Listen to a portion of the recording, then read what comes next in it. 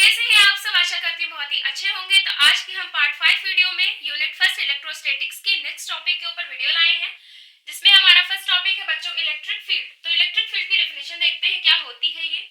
The region around any source charge, मतलब एक source charge हो और उसका जो रीजन हो उसके चारों तरफ where a test charge can experience, और जहां पर एक टेस्ट चार्ज हो और वो एक्सपीरियंस कर रहा हो बच्चों इलेक्ट्रिक फोर्स का, तो ये कहलाता है बच्चों electric field. The reason around any source charge where a test charge can experience electric force is defined as electric field। मतलब कोई रीजन हो और उसके चारों तरफ क्या रखा हुआ बच्चों, सोर्स चार्ज हो, और वहीं पे एक टेस्ट चार्ज एक्सपीरियंस करे, किसका करे, इलेक्ट्रिक फोर्स का करे, तो वो रीजन कहलाता है बच्चों इलेक्ट्रिक फील्ड। तो आप सोच भी रहोगे कि व्हाट आर टेस्ट चार्ज, तो इसीलिए हम इसको इंक्लूड कर दिए कि हम देख भी लेते हैं, जान भी लेते हैं कि टेस्ट चार्ज क्या होता है।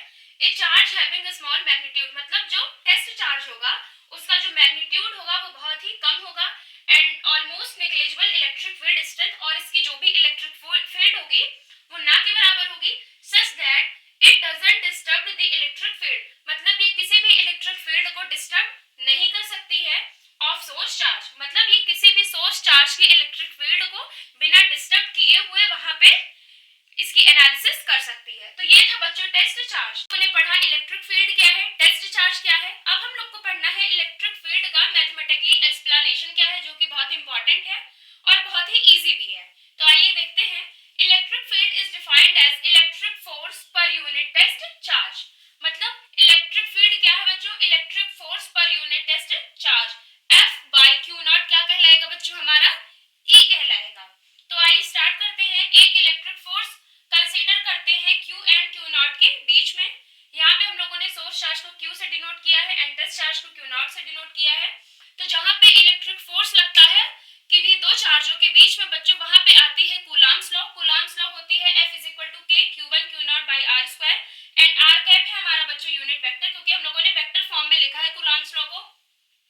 Now electric field is defined as, हम लोगों ने पढ़ा electric force per unit test charge, तो E is equal to F by Q not.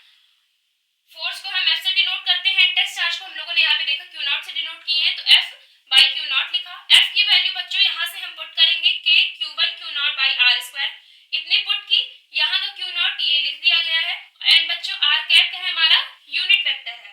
यहाँ से Q नॉट और Q नॉट कैंसिल हो गया, तो बचा क्या बच्चों, E is equal to K Q by R square and R cap unit vector. तो ये थी बच्चों हमारी इलेक्ट्रिक फील्ड की वैल्यू, एंड यही है हमारा इलेक्ट्रिक फील्ड का formula, E is equal to K Q by R square R cap. आशा करते हैं बच्चों आपको ये समझ आया होगा। आप यहाँ से इसकी SI यूनिट भी लिख सकते हैं।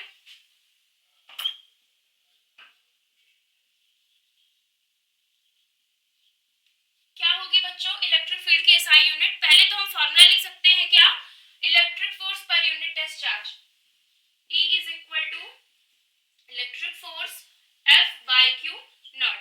बच्चों F की यूनिट क्या होती है, फोर्स की यूनिट क्या होती है, न्यूटन होती है, तो आप N से लिख सकते हो। एंड किसी भी चार्ज, ये टेस्ट चार्ज था या फिर कोई भी चार्ज की यूनिट क्या होती है बच्चों, कूलॉम होती है।